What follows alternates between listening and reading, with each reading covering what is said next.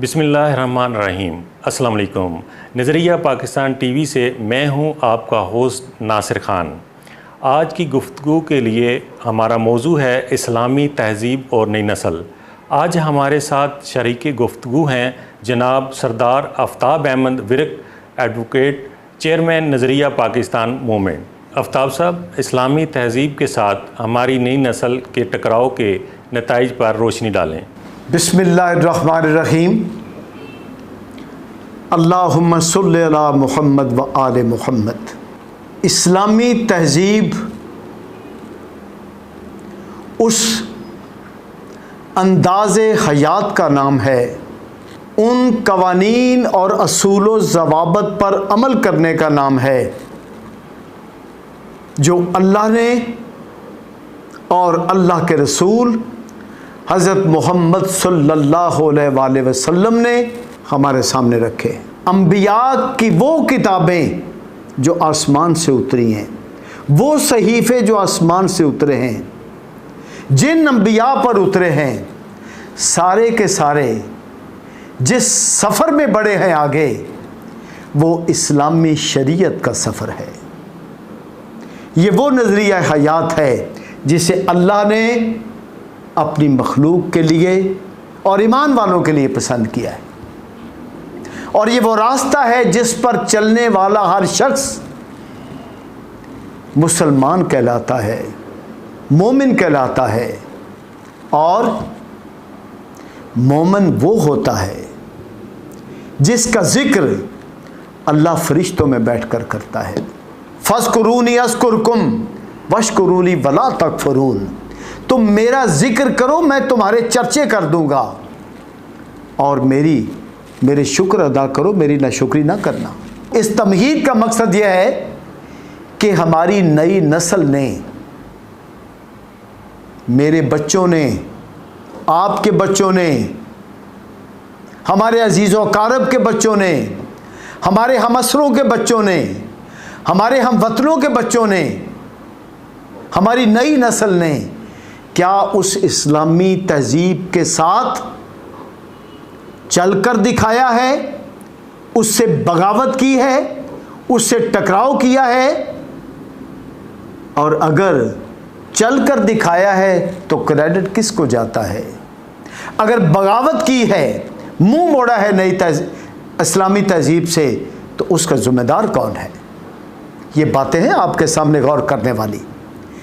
इन्हीं बातों में आपके देश की सलामती है, इन्हीं बातों में आपकी कौम की इज्जत है, इन्हीं बातों में मुस्लिम उम्मा की इज्जत है, इन्हीं बातों में इंसानियत को शर्फ हासिल है, इन्हीं बातों में ख़ानदान के निज़ाम जुड़ते हैं, इन्हीं बातों में इंसान खुशबख्त होता है, और इन्हीं बातों में दुनिया से लेकर कब्र तक का सफ़र जब इंसान करता है तो वो एक इज़्ज़तदार इंसान के तौर पर करता है, और कब्र से लेकर आलम बरज़ख तक का सफ़र जब उसके मुक़द्दर में आ जाता है तो वहाँ खुदा की रहमत उसका साथ देती है, वहाँ शफ़ाअत पैंतन पाक की उसका साथ देती है। और फिर जब यौम हश्र आने वाला है तो उस वक़्त भी फ़ैसला इसी बात पर होना है कि इस्लामी शरीयत के साथ कौन चला और इस शरीयत के साथ, इस तहज़ीब के साथ कौन टकराया।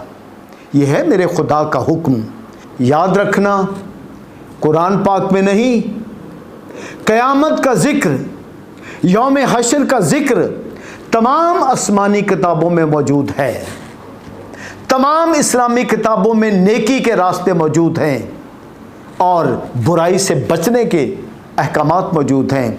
मुख्तसर आपको अर्ज़ कर दूं कि इस्लामी तहज़ीब नेकी के रास्तों पे चलने का वो अंदाज़ है, वो करीना है, वो सलीका है जो आपको अल्लाह के करीब करता है, अल्लाह की बारगाह में मकबूल करता है, आपके माँ बाप को मोतबर करता है, आपके आबा अजदाद को मोतबर करता है, आपके मुल्क को सलामती देता है, आपकी कौम को इज़्ज़त देता है, और आपके हुक्मरानों को, आपके मुनसिफ़ों को, आपके मुंतज़िमों को सीधे रास्ते पर रखता है। वो है इस्लामी तहज़ीब का अंदाज़ जिस पर लोग जीते हैं। अब नई नस्ल ने इस्लामी तहज़ीब के अंदाज़ को कबूल करने से, इस्लामी तहजीब के अंदाज पर चलने से, इस्लामी तहजीब की राहों पर चलने से, दूसरे लफ्ज़ों में मैं ये कहूँगा, मेरी कौम के नई नस्ल ने, हमारी नई नस्ल ने, हमारी औलादों ने सिरात मुस्तकीम पर चलने से इनकार कर दिया है, बगावत कर दी है इस्लामी तहजीब के साथ, और टकराव कर दिया है रसूल अल्लाह के अहकामात के साथ, टकराव कर दिया है, अल्लाह के हुक्म की खिलाफ वर्जी कर दी है हमारी नई नस्ल ने। ज़िम्मेदार हम भी हैं, ज़िम्मेदार हमसे पहले भी हैं, लेकिन बोझ तो उसी पे आएगा ना जो अमल के रास्ते पर है। अगर मैं किसी को बुराई की ताकीद देता हूँ, ताकीद देता हूँ, इंस्टिगेट करता हूँ, उस तरफ लेके जाता हूँ, तो पूछगिछ तो मेरी भी होनी है, कोई शक नहीं। लेकिन जिसने अमल के रास्ते पर गुजरना है, बाशऊर होकर अमल के रास्ते पर गुजरना है और टकराव का रास्ता अख्तियार करना है, गुनाह का रास्ता अख्तियार करना है और तबाही का रास्ता अख्तियार करना है, वो बागी है खुदा का, रसूल का, और खुदा से, रसूल से बगावत करने वाले कभी भी उसके गज़ब से नहीं बच सकेंगे। अगर आप कहते हो जी हमें तो कुछ नहीं हो रहा, नौजवान नस्ल से मुखातिब हूँ मैं नौजवान नस्ल के वालिदैन से, बड़े बहन भाइयों से, बुज़ुर्गों से मुखातिब हूँ मैं, कि जो आपको कहते हैं ना कि कुछ नहीं, क्या होगा, जो गया वो दुनिया से गया, ये ज़िंदगी क्या है, मौत क्या है, बस एक सफ़र है, आए हैं, सब ने चले जाना है, कुछ भी नहीं होगा, हमें बाबर पैश कोश के आलम दोबारा नेस्त पे अमल करना है। बड़े फ़ख्र से कहते हैं कि ज़िंदगी एक बार मिलनी है, जो इसमें करना है कर लो, और जो इसमें करना है कर लो कि राह पर बढ़ते बढ़ते वो मेरा जिस्म मेरी मर्ज़ी की राह पर चलने लगे हैं। आफ्ताब साहब, मैंने आपसे ये पूछना था कि नई नस्ल जो है दीन से दूरी, इसकी असल वजह क्या है? जनाब नासिर खान साहब अपनी गुफ्तगू के पहले हिस्से में एक तमहीद बांधी है, एक खुलासा बयान किया है इस बात का कि नई नस्ल मुकम्मल तौर पर इस्लामी रवायात, इस्लामी तहजीब के साथ टकराव का रास्ता इख्तियार कर चुकी है, जिसके नतायज बहुत खौफनाक निकल रहे हैं और बहुत खौफनाक निकलते रहेंगे, यहाँ तक कि मुकम्मल तबाही हमारा इंतज़ार कर रही है। आज की बात, मेरी ये बात लिख ले पूरी कौम के नौजवान नस्ल, मेरी इस बात को लिख ले कि जिस रास्ते पर फ़ख्र के साथ चलकर कह रहे हैं कि ये मॉडर्न रास्ता है, हम मॉडर्न लोग हैं, हम लिबरल लोग हैं, हम नहीं मानते इस्लाम के ज़ाब्तों को, हम नहीं मानते पाबंदियों को, हम आज़ाद हैं, लिबरलिज़म पर बिलीव करते हैं, याद रखें वो बहुत बड़ी ग़ुलामी की तरफ बढ़ रहे हैं, बहुत बड़ी तबाही की तरफ बढ़ रहे हैं, जहाँ पर जाकर कानून कुदरत ने ऐसी गिरफ्त करनी है कि चीख चीख कर कहेंगे कि बचाओ, खुदा के वास्ते हमें बचाओ, हमें ये नई तहजीब नहीं चाहिए, हमें इस्लाम की तहजीब की तरफ लौट जाओ। और उससे पहले कि वो वक्त आए, मैं आपको बता रहा हूँ कि आप बचें, जब आप इससे बचेंगे तो फिर आप बेहयाई से बचेंगे, जब बेहयाई से बचेंगे तो फिर आप इज़्ज़तदार कौम बनेंगे, इज़्ज़तदार कबीला बनेंगे, और जब इज़्ज़तदार कबीला बनेंगे, यार मैं हैरान हूँ, क्या आप दौलत को इज़्ज़त समझते हैं? क्या आप अच्छे लिबास को इज़्ज़त समझते हैं?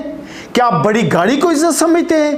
क्या आप बड़े घर को इज़्ज़त समझते हैं? नहीं, इज़्ज़त वो है जो रसूल अल्लाह ने दी, कच्चे घरों में घरोंदों में सोकर दी, अपनी औलाद को, अपने बच्चों को, सैयदा कायनात को चक्की पिसवा कर साबित करवाया, एक मामूली से घर में रख कर साबित करवाया कि इज्जत ये है, कायनात के मालिक हैं हम, लेकिन इज्जत ये है जिस पे हम चल रहे हैं। आप भी इस तरह से चलना। इज़्ज़त वो होती है, इज़्ज़त किरदार से मिलती है, इज़्ज़त अफकार से मिलती है, इज़्ज़त कौम को इज़्ज़त देने से मिलती है, इज़्ज़त मुल्क की सलामती के लिए काम करने से इज़्ज़त मिलती है, इज़्ज़त नंगे लिबास पहनकर अपने आप को मॉडरेट कहलाकर, अपने आप को मादर पिदर आज़ाद करके अपने आप को ये कहलाकर नहीं मिलती कि मेरा जिस्म मेरी मर्जी। ये सिर्फ ये कलमे से मुंह मोड़ने का नतीजा है, शराफत से मुंह मोड़ने का नतीजा है, इंसानियत से मुंह मोड़ने का नतीजा है। आफ्ताब साहब, आपके ख्याल में इन तबाहकुन नताइज का रास्ता कैसे रोका जा सकता है? नासिर खान साहब, बहुत अच्छा सवाल आपका। मैं अपनी विजडम के मुताबिक हालात और वाक़यात की रोशनी में, कुरान और हदीस की रोशनी में, अपने इमामों के अहकामात की रोशनी में और मुख्तसर ये कि नहजुल बलागा के पैगामात की रोशनी में मैं आपको अर्ज़ कर दूँ कि इसको रोकना कैसे है, इन तबाहकुन नताइज से बचना कैसे है। बड़ी सीधी सी बात है। सबसे पहले इस बात पर ईमान रखें कि वतन ईमान होता है। सबसे पहले इस बात पर ईमान रखें कि वतन ईमान है आपका, वतन पनाहगाह है आपकी, वतन इज्जत है आपकी, वतन इश्क हो आपका, वतन रिस्क है आपका, वतन अकीदत है आपकी। वतन की जब आप इज्जत करेंगे, जब आप अपने देश की रखवाली करेंगे, जब आप कौमी सलामती के पहरेदार बनकर बैठेंगे, तो फिर आप कोई भी ऐसा काम नहीं करेंगे जो आपके देश के लिए नुकसानदेह हो, जो उस पाकिस्तान का मतलब क्या ला इलाहा इल्लल्लाह के खिलाफ जाए। वतन से मोहब्बत करने का ये समर मिलेगा आपको, रास्ते सीधे हो जाएंगे, सराते मुस्तकीम पे चल निकलेंगे आप अपने रंग को पहचाने, अपना रंग पहचाने। आपका रंग क्या है? आपके रब का रंग आपका रंग है, आपके रसूल का रंग आपका रंग है, आपके इमामों का रंग आपका रंग है, आपके दीन के तमाम रहबरों का रंग आपका रंग है, आपका रंग, और आपके तरीके पाकिस्तान के शहीदों का रंग आपका रंग है। बाबा कौम क़ायद-ए-आज़म मोहम्मद अली जनाब हज़रत अल्लामा इकबाल मुफ़क्किर इस्लाम का रंग आपका रंग है। इन गाजियों का रंग आपका रंग है जो आपकी बका के लिए लड़कर फतह याब हुए। उन शहीदों का रंग आपका रंग है जो आपके देश को बनाने के लिए, देश को बचाने के लिए शहीद हो गए, और आज अल्लाह की बारगाह में उसी तरह खाते हैं, पीते हैं, देखते हैं। कुरान पाक ये कह रहा है उनका रंग आपका रंग उनका रंग है। आपका रंग हिंदुस्तान की तहजीब का रंग नहीं है, आपका रंग यूरोप अमेरिका की तहजीब का रंग नहीं है, आपका रंग यहूदियत का रंग नहीं है, आपका रंग खुदारा बात को समझो, आपका रंग इस्लाम की उस तहजीब का रंग है जिसके लिए वो कुर्बानियाँ दी गई, तारीख की बेमिसाल कुर्बानियाँ दी गई। आपका रंग वो है जिस पर आपका मुल्क तख्लीक हुआ है, आपका रंग वो है जिस पर आपका मुल्क तमीर हुआ है, आपका रंग वो है जिस पर कुर्बान होकर आपकी फ़ौज ने, आपके शहरियों ने, इसकी खिदमत करने वालों ने आपके मुल्क को, वतन को बचाया है। आपका रंग वो रंग है, आप इस रंग को अपनाएं। और मैं ये कहूँगा कि वेले सारे जांदे लंग, वेले सारे जांदे लंग, रंग पछानो अपना रंग। ओदे नाल मैं टुरदी सज्जा, ओदे नाल मैं टुरदी सज्जा, उन वखियां दे विच कज्जा, ओदी दीद ते मेरियां हज्जां। ओदे नाल मैं टुरदी सज्जा, उन वखियां दे विच कज्जां, ओदी दीद ते मेरियां हज्जां, चढ़ कोठे ते गज्जां वज्जां, देश दियां जो रखे लज्जां, मैं उसे रांझे दी मंग, रंग पछानो अपना रंग, वेले सारे जांदे लंग, रंग पछानो अपना रंग। ए धरती नहीं मेरी मां है, एदे नां नाल मेरा नां है, ए मेरियां नस्लां दा नां है, एहो ही मेरा शहर गराएं, एदे कदमी कबर दी थाएं, एदा मेरा अजल दा संग, रंग पछानो अपना रंग, वेले सारे जांदे लंग। मेरे देश के लोगों, आपने इस इस्लामी तहजीब के साथ नई नस्ल के टकराव के नताइज से अगर बचना है, अगर खुदा की बारगाह में शर्मिंदा नहीं होना, तो अपनी औलादों को जिन रास्तों पे लाओ, वो रास्ता तालीम से शुरू होता है, माँ की गोद से शुरू होता है। माँ अपने किरदार को ठीक करे, माँ अपने किरदार को माँ का किरदार बनाए। रसूल अल्लाह ने जब ये फरमाया था ना कि जन्नत माँओं के कदमों के नीचे है, उस वक़्त माँ की तारीफ भी रसूल अल्लाह ने कर दी थी कि माँ होती क्या है।